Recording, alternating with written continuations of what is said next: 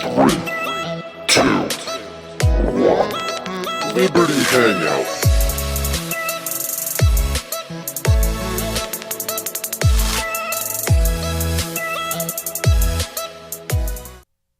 The world as we know it today has lumped humanity into three main categories. These categories include society, business, and government. Typically, media pundits and academia will refer to these categories as collective identities that act on their own. However, this couldn't be any further from the truth. Each collective is comprised of many individuals. When it comes to the individuals in society, we have already concluded that it is wrong for someone to initiate force against another human being.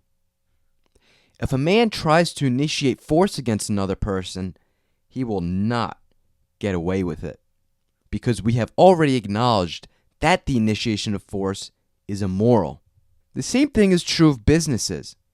We have already concluded that it is wrong for individuals that call themselves a business to initiate force against their customers and their employees. If a business is to do this, we don't let them get away with it, and they go out of business. However, we seem to have carved out an exception for the government.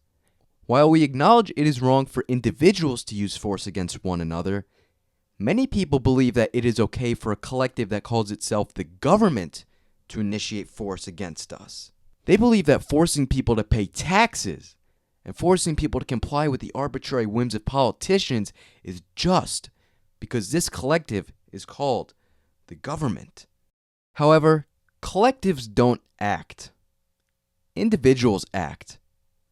There is no such thing as business, there is no such thing as society, and there's no such thing as government. There are only individuals. Therefore, if it is wrong for an individual to initiate force against another person, then it is also wrong for individuals that call themselves the government to do this. To say otherwise would be a logical inconsistency. If you do not have the right to initiate force against another person, then you also have no right to delegate this to someone else. You cannot delegate rights that you do not have. Each individual owns themselves and is the rightful decider of what they do with their person and property. Surely most of you watching this will agree. However, government is antithetical to this.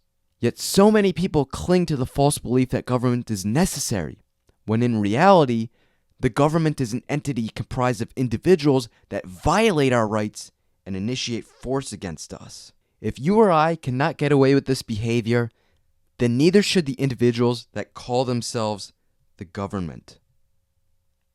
If you wouldn't let your neighbor get away with stealing property that isn't his, then why do you let the men that call themselves government?